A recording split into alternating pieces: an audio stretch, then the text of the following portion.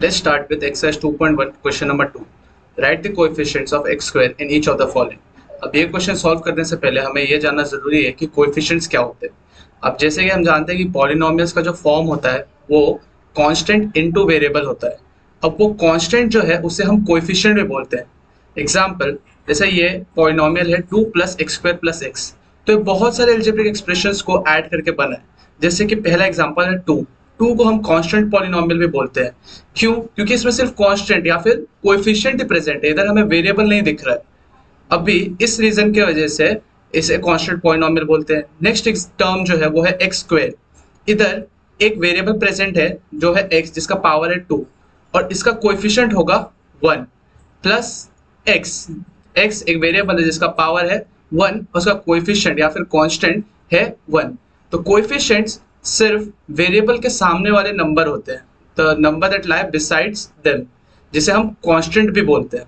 तो इसलिए पहले क्वेश्चन में, अब क्वेश्चन में हमें पूछा गया है कि एक्स स्क्वायर के कोएफिशिएंट्स क्या है, तो हमें पॉलिनोमियल में देखना होगा कि एक्स स्क्वायर कहाँ पर है और फिर उसके सामने वाला जो नंबर है जो इसे हम कांस्टेंट या कोएफिशिएंट बोलते हैं वो हमारा आंसर होगा। तो पहला क्वेश्चन है 2 plus x square plus x.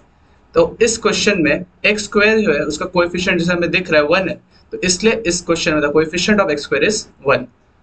Second question 2 minus x square plus x cube.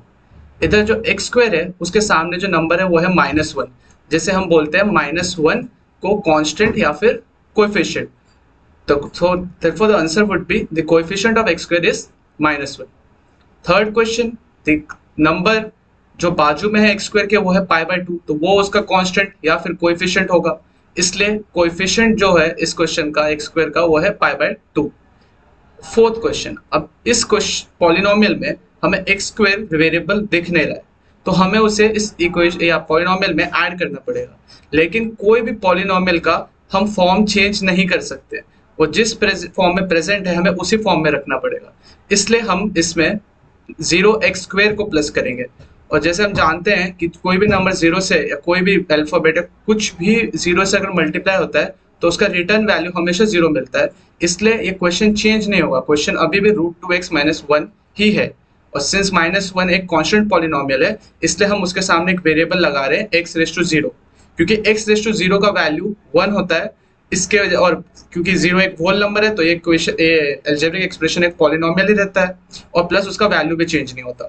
इसलिए हम कांस्टेंट पॉलिनोमियल्स या फिर सिर्फ जो जिधर सिर्फ कोएफिशिएंट्स प्रेजेंट हो उनके सामने हम वेरिएबल्स ऐड करते हैं x⁻0 के फॉर्म में। अब इस पॉलिनोमियल में एक्स स्क्वायर जिसने हमने ऐड किया है उधर जैसे हम देख रहे हैं उसका कोएफिशिएंट 0 है, इसलिए the coefficient of x square is 0। Question number 3, give one example of each of the following: binomial of degree 35 and a monomial of degree 100। अब ये क्वेश्चन करने से पहले बाइनोमियल्स क्या होते हैं और मोनोमियल्स क्या होते हैं और डिग्री का मतलब क्या होता है ये जानना जरूरी है। बाइनोमियल का सिंपल मतलब है ऐसा अलजेब्रिक एक्सप्रेशन जिसके अंदर सिर्फ 2 टर्म्स हो, या फिर ऐसा पॉलिनोमियल जिसके अंदर सिर्फ 2 टर्म्स हो। अभी और मोनोमियल का मतलब इसके जिसके अंदर सिर्फ एक ही टर्म हो। टर्म्स क्या होते हैं, जैसे ये एक पॉलिनोमियल है, इसके अंदर के टर्म्स है 5x³ 4x², 7x, तो ये 3 टर्म्स मिला के बना है, तो इसका मतलब ये एक ट्राइनोमियल होगा। ये क्वेश्चन में 4 - y², तो इसके टर्म्स है 4 और -y², और जैसे कि इधर 2 टर्म्स प्रेजेंट है तो ये एक बाइनोमियल होगा। वैसे ही फोर्थ क्वेश्चन में 3, जो कि एक कांस्टेंट पॉलिनोमियल भी बोलते हैं, अब इधर सिर्फ एक ही टर्म प्रेजेंट है जो है 3, तो इसलिए कि ये मोनोमियल होगा। वैसे ही हमें एक बाइनोमियल बनाना है जिसका डिग्री होना चाहिए 35 और एक मोनोमियल बनाना है जिसका डिग्री होना चाहिए 100। अब डिग्री का मतलब होता है जो भी वेरिएबल्स प्रेजेंट है पॉलिनोमियल में उनका हाईएस्ट पावर जो है वो डिग्री होता है, तो इसलिए हमें ऐसा बाइनोमियल बनाना है जिसके वेरिएबल का हाईएस्ट पावर 35 होना चाहिए, और ऐसा मोनोमियल जिसके टर्म्स के वेरिएबल का हाईएस्ट पावर 100 होना चाहिए। तो an example of a binomial with degree 35 is x35 + 6x⁻7।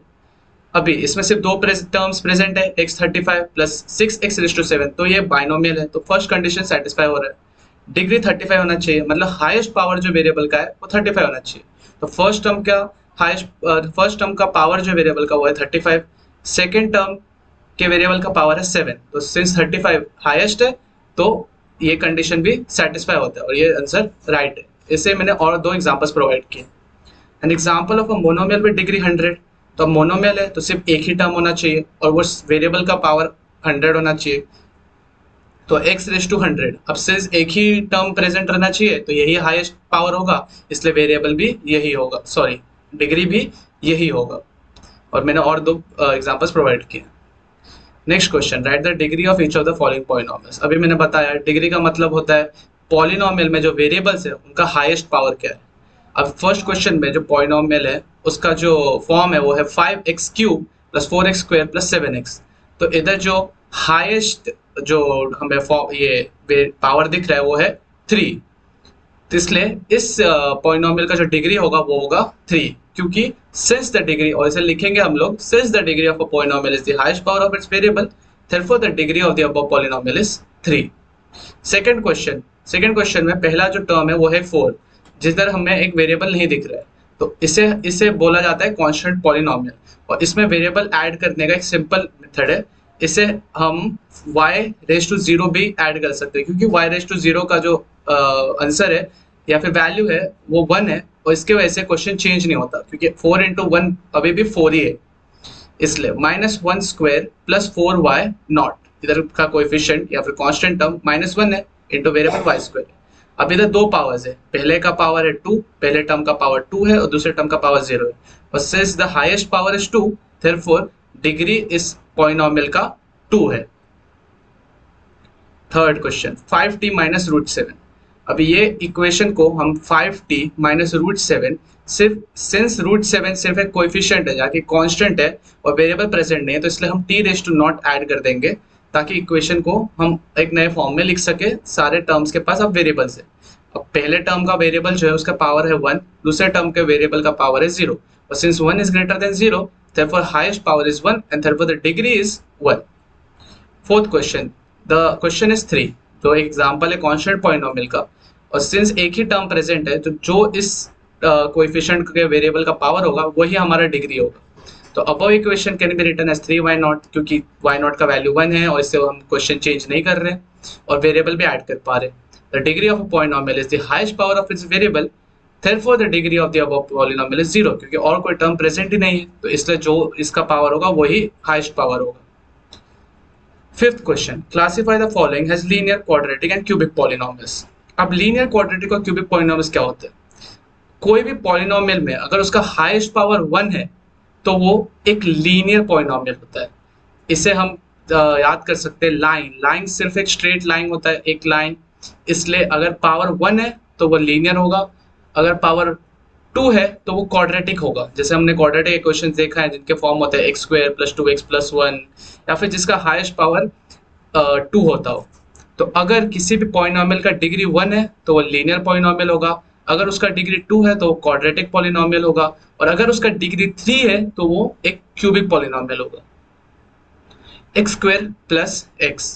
अब इस पॉलिनोमियल में जो हाईएस्ट पावर या फिर जिसे डिग्री भी बोलते हैं वो है 2, क्योंकि नेक्स्ट टर्म का जो पावर है 1 and 2 is greater than 1, therefore the degree is 2। और अगर डिग्री 2 होता है तो पॉलिनोमियल एक क्वाड्रेटिक पॉलिनोमियल होता है। Next question, x - x³। अब पहले टर्म का जो पावर है वेरिएबल का वो है 1, नेक्स्ट टर्म के वेरिएबल का पावर है 3। अब सिंस 3 इज ग्रेटर देन 1 तो डिग्री 3 होगा, और अगर डिग्री 3 होगा तो पॉलिनोमियल एक क्यूबिक पॉलिनोमियल होगा। Third question, y + y² + 4।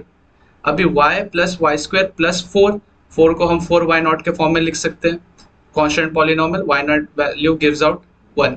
अब तीन पावर्स है 2, 1 और 0, हाईएस्ट पावर इज 2, डिग्री 2 है, अगर डिग्री 2 होगा तो पॉलिनोमियल एक क्वाड्रेटिक पॉलिनोमियल होगा। 1 + x। अब 1 + x, इसमें एक टर्म का पावर 1 है, दूसरे टर्म का पावर 0 है, सिंस हाईएस्ट पावर 1 है, 1 इज ग्रेटर देन 0, डिग्री 1 है, और अगर डिग्री 1 होगा तो वो एक लीनियर पॉलिनोमियल होगा। अब ये क्वेश्चन में सिर्फ एक ही टर्म प्रेजेंट है, तो जो इसका पावर होगा वही हाईएस्ट पावर होगा और वही हमारा डिग्री होगा। और since the question is 3t, मतलब t का पावर 1 है तो डिग्री 1 है, और अगर डिग्री 1 होगा तो पॉलिनोमियल एक लीनियर पॉलिनोमियल होगा। Next question, r²। अब r² में वेरिएबल एक ही दिया हुआ है, टर्म एक ही है, तो वही जो उसका पावर है वही हाईएस्ट पावर है, वही हमारा डिग्री है। डिग्री इधर जैसे देख सकते हैं पावर 2 है तो डिग्री 2 होगा, और अगर डिग्री 2 होता है तो पॉलिनोमियल है, क्वाड्रेटिक पॉलिनोमियल होता है। 7x क्यूब, अब 7x क्यूब में एक ही टर्म प्रेजेंट है तो यही पावर हमारा डिग्री होगा, तो पावर क्या है 3, degree is equal to 3, therefore it is a cubic polynomial. If you like the video, please consider subscribing and liking the video. Thank you.